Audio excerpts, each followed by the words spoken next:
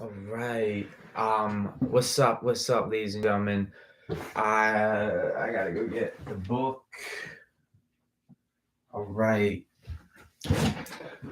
Okay, ladies and gentlemen, what's going on? My name is Michael Music, and this video is a chapter summary on what we've been reading for the past 5 days on auto suggestion. So today's Friday. I think it's August 26th, 2022.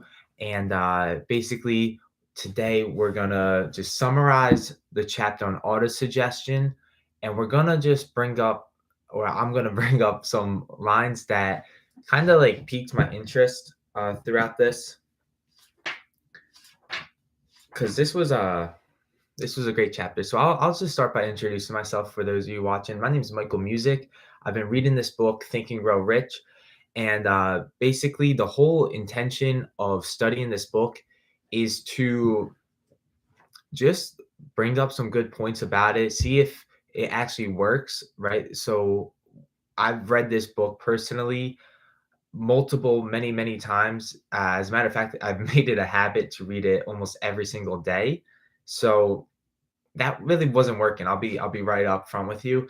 And and so I was like, okay, why not share it live? Maybe speaking it out loud, ask some great questions about it, and actually take action on the things that Napoleon Hill suggests, right? And I kind of just wanted to make this like a living testimony of, okay, this stuff's legit, right? Like I want you to kind of just watch me go through all the principles, dive deep into it, and take action on it. And then I'm hoping that even if this video doesn't blow up in due time, like I can look back on this like 30 years from now, uh, being truly rich and be like, I told you guys this was it. So I say that to say this book, Think and Grow Rich, I think has made more millionaires than any other book out there. It's been praised by all the successful people that I've studied in my life. And it really is deeper than the surface level. And I find it fascinating. So we are reading just recently the law of autosuggestion. This was chapter 4. And the title starts by saying it's the medium for influencing the subconscious mind. It's the third step towards riches. So we kind of want to just make a conversation on why is auto suggestion so important, and why did Napoleon Hill say throughout the chapter, why is like this the keystone arch of the philosophy? I think that's what the words he used. Like, why is it that way? And why is it so important to influence your subconscious mind? Why can't you just know exactly what your desires are in your conscious mind, take massive action on them, and get what you want? Right? Is there many people out there that have these things all locked up in their conscious mind, their reason in mind, that say, I want this, I want that. Like they even get specific about it, but they're not taking action on it. Do you know people like that? Are you like that? Am I like that? Like, is there some things that are still locked up in my conscious mind, right? So it's not about just saying what you want, getting clear about it, and so on and so forth. It's really about influencing your subconscious mind, because that is the mind, that's the part of you that'll actually take the action on these steps. That's why it's so key. So where does auto suggestion come into this, right? He says auto suggestion is the medium for influencing the subconscious mind. So what does that mean, the medium? I'll read what he says here. Hill states on the first page of chapter 4, it is the agency of communication between that part of the mind where conscious thought takes place and that which serves as the seat of action for the subconscious mind. So interesting use of words. The first three words.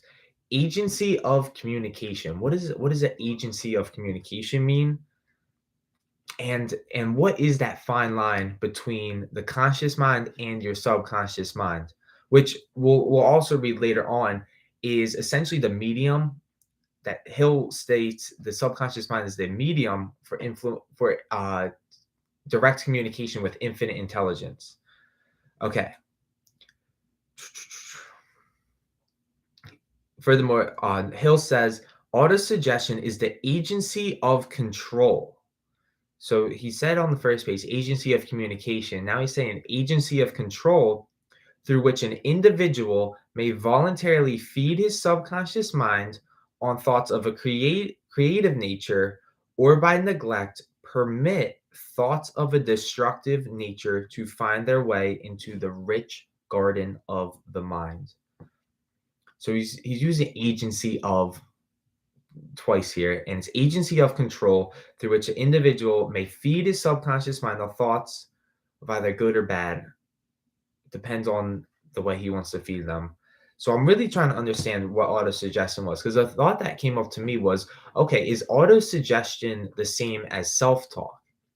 And I actually asked my mentor Sean this last night, and apparently there is a difference. So self-talk is that like inner monologue going on, and it really is kind of the thing that influences us to do what we do. We may convince ourselves out of our dreams because we have negative self-talk, and this is not the same as the law of autosuggestion, but I noticed that they are very similar. So self-talk is to essentially reprogram your mind, and the law of autosuggestion is the medium for influence the subconscious mind. So very similar, but still a little different. So I'm truly trying to understand, like, even though this is a summary, I am truly trying to understand what is autosuggestion, what is the law of autosuggestion. So I'm gonna continue reading. Another key action step that was brought out here. So the understand this whole chapter is very short and sweet. I think it's right to the point. There's no stories. It's just pure instructions. And I liked how he mentioned that you want to read out loud twice daily the written statement of your desire for money and see and feel yourself already in the possession of the money. So I want to ask you, do you have a goal card? Do you even have a do you have a goal? Is that goal written down? And are you following the action steps here? Am I following the action steps here where you see and feel yourself already in possession of the money that you wrote down? And he says, by following these instructions, you communicate the object of your desire directly to your subconscious mind in a spirit of absolute faith. So that's pretty cool. If you follow these instructions, if you truly just make it a habit to always carry a goal card on you with the exact amount of money that you want, and the time limit for when you want it, and you if I even make it a habit to see and feel myself in the possession of the money in morning and at night, then he's saying it's by law that I will communicate the object of my desire directly to my subconscious mind. That's key. Because remember, the subconscious mind is what takes action. Obviously, I feel like we all know that you got to take action to get the result you want. It's like Newton's third law, the law of action and reaction, right? If you like push on a force, it's going to equally push back on you. So if you're not taking action, then we're not getting any closer to the thing we want. But how do we take action, right? It's not like I can just say you got to take massive action. You're gonna be like, all right, like what does that mean? But what we're doing here with this Think and Grow Rich is we're actually following principles to influence our subconscious mind, which is the seat of action. So if you master this law right here, then you will essentially be taking the actions that you need to take, right? Wallace E. Waddle says it's not about doing certain things, it's about doing things in a certain way. So what I'm essentially trying to emphasize here is the importance of influencing our subconscious mind. And many people actually already do this. Like, you got to remember, many people are great at influencing their subconscious mind. They just do it in a negative sense. So we're trying to flip the script and look on the better side of influencing it.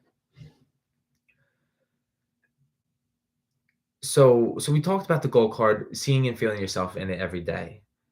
And he says, remember, therefore, when reading aloud the statement of your desire, through which you are endeavoring to develop a money consciousness, that the mere reading of it is of no consequence unless you mix emotion or feeling with your words.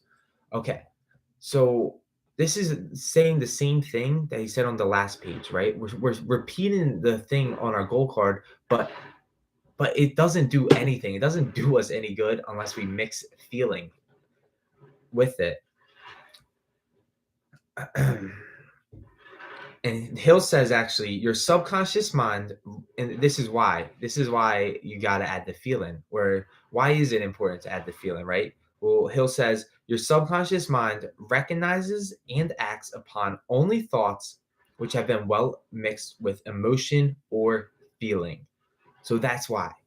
So we're here to influence our subconscious mind in the manner that we want, fill it up with our desire in a spirit of absolute faith, right? We talked about desire and faith in the last 2 weeks. Now we're thinking of influencing our subconscious mind with desire and faith. And that is done by mixing our reading our goals with feeling or emotion. And so he's saying that lack of understanding of this is the main reason the majority of people who try to apply the principle of autosuggestion get no desirable results. So it's like many people can read this book, but they can miss on actually doing the thing in the certain way that Hill is suggesting he wants you to do in this book. All right. Now Now he says here, don't become discouraged if you don't get this the first time, right? It's not like you can just pick up how to have faith the first time.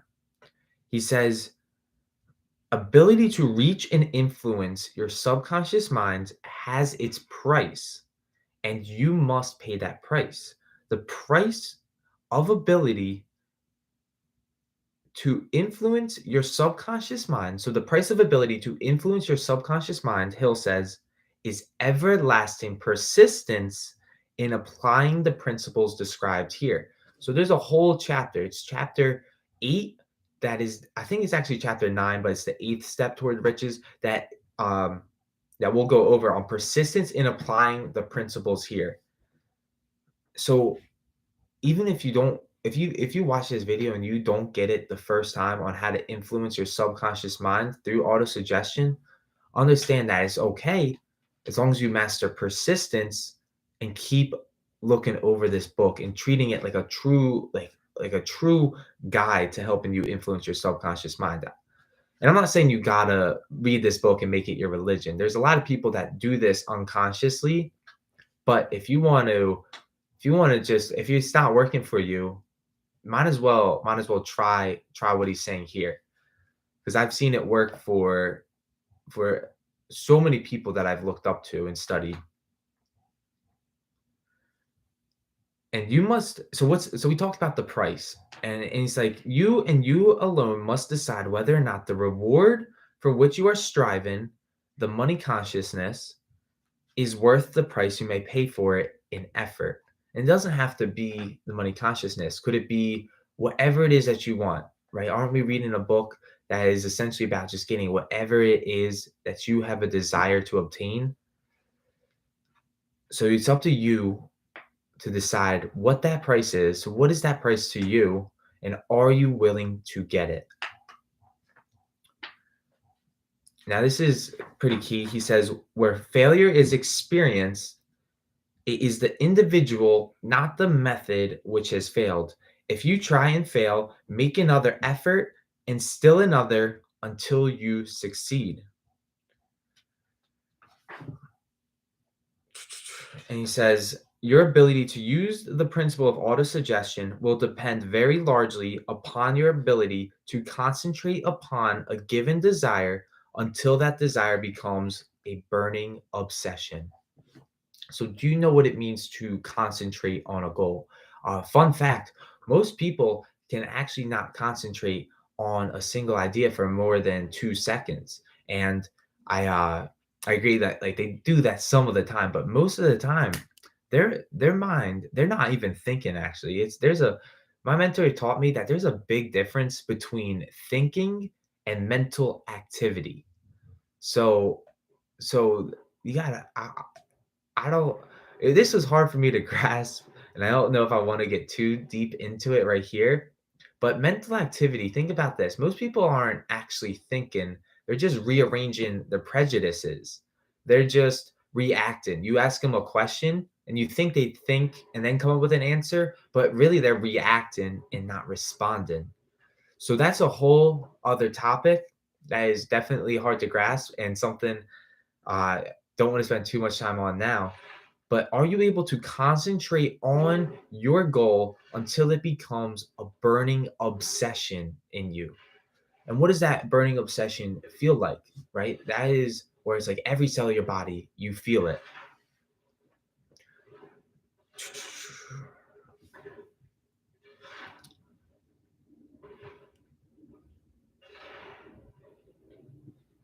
Okay, so this is a most significant fact that Hill says. It's repeating himself. We talked about this again, but it's so important to repeat yourself here. The subconscious mind takes any orders given it in a spirit of absolute faith and acts upon those orders. Although the orders often have to be presented over and over again through repetition before they are interpreted by the subconscious mind. Okay. So so what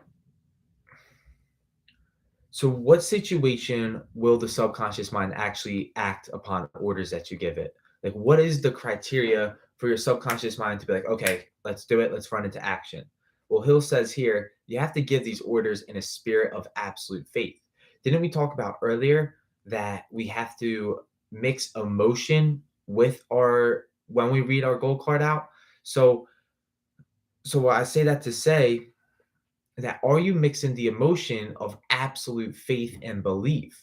Because remember, back in chapter or in the second step towards riches, when we talked about faith, we said that faith is literally an emotion. So are you mixing the emotion of feeling, of faith, of belief, of expectancy with your goal so that it actually translates from a want to a burning desire? All right. Okay. Now I want to go here. Hand over the thought. Um, See what your imagination can or will do to create practical plans for the accumulation of the money that you say you want.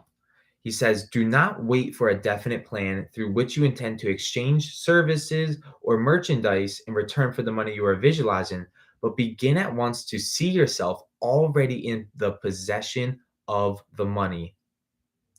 Furthermore, Hill says, when the plans appear, they will probably flash into your mind through the sixth sense in the form of an inspiration. This inspiration may be considered a direct telegram or message from infinite intelligence. Treat it with respect and act upon it as soon as you receive it. Failure to do this will be fatal to your success. Okay, I'm going to talk about praying for a sec, right? Have you ever prayed and for something, and I'm sure there's been situations where once in a while the thing that you pray for does come out of nowhere, but what is it that you truly get when you send a prayer and you do it properly to infinite intelligence? What do you truly get when you send out that prayer? Right? You'll receive what? You'll receive a plan, and that plan may come into the form of an inspiration. So it's like you don't instantly get it, even if the thing seems to be come appear that you prayed for comes out of nowhere. You really got this inspiration, like, oh my god, I just got to do this and that, and it's right here already. So essentially, what I say that to say that praying, when you're receiving the answers to your prayers, you're typically receiving an inspiration or a plan that you can definitely act upon, and that's been most cases for me how I've actually received that which I prayed for. And he says, when you do get this inspiration, what do you got to do? How long can you wait to act on it? He says, you got to do it immediately. You got to act on it immediately. Failure to do this will be fatal to your success. Now, he says, going back to the chapter on desire, the first step towards riches, he says, in the fourth of the six steps, you are instructed to create a definite plan for carrying out your desire and begin at once to put this plan into action. You should follow this instruction in the manner described in the preceding paragraph. Do not trust your reason when creating your plan for accumulating money through the transmutation of desire. Your reason is faulty. Moreover, your reasoning faculty may be lazy if you depend upon it to serve you. If you depend entirely upon it to serve you, it may disappoint you. So let's say, boom, you get it, you figure it out. Oh my God, I got the plan, right? But this plan seems so obscure that it's like, this is the plan, like this is the idea I have.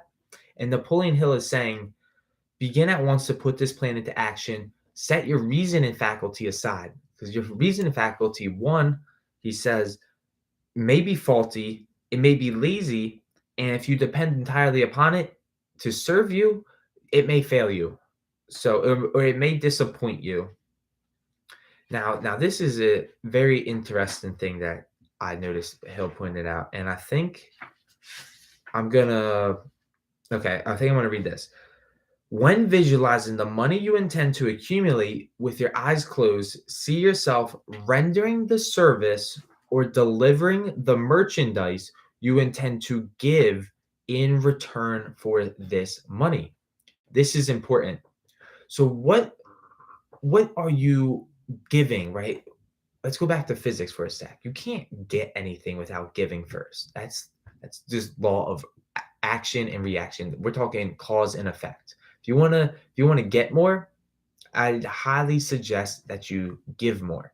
So Hill is saying, what are you intending to give in return for the money? And are you visualizing, when you visualize what it is that you want, are you visualizing what you're going to give to get it? See, that's why the rich get richer and the poor get poorer. Because the poor, think about it, they're always thinking like, what can I get? What can I get? What can I get? Can I steal this? Can I do criminal mischief to get this? Like, what can I get? But the rich, they're thinking, okay, what can I give? What can I give? What can I give? Because they know invariably through the law of cause and effect that the more they give, the more they will get. All right, so we're gonna fast forward through the summary of instructions. Um,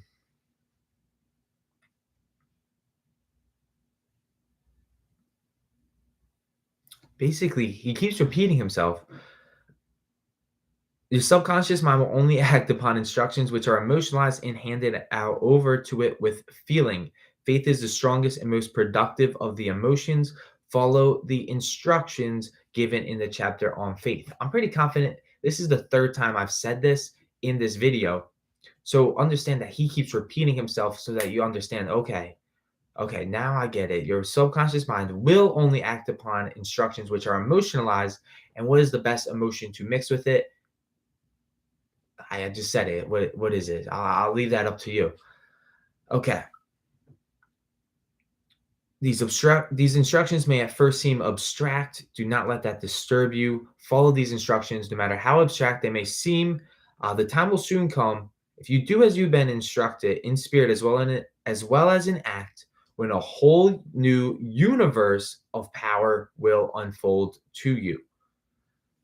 So that's pretty dope. Like, we're talking about a whole new universe of power will unfold to you if you just follow these instructions. And do they require any physical labor? No, not really. I've been able to follow this book just sitting here at my desk, right? I didn't have to go outside to do any of this stuff that Napoleon Hill is suggesting. I just had to sit here and maybe get a blue pen and a piece of paper, write some things down, create some things, but ultimately it's just a certain way of thinking that what is basically what we're doing. All right. Finally, I want to end this off. If you do this, it's going to get you to the point where you may truly say, I am the captain of my faith, or I am the I am the master of my fate. I am the captain of my soul. And Hill goes on to say that many philosophers have said this before, right? It's a cool quote, but they fail to say why this is true. And now, why is it true? Why is man master of his fate, captain of his soul? He says, man may become the master of himself and of his environment because he has the power to influence his own subconscious mind and through it gain the cooperation of infinite intelligence. So I just said it, but like why can you dictate exactly what your fate is? Like what power do you have? What control do you have to dictate exactly how your life is going to end up?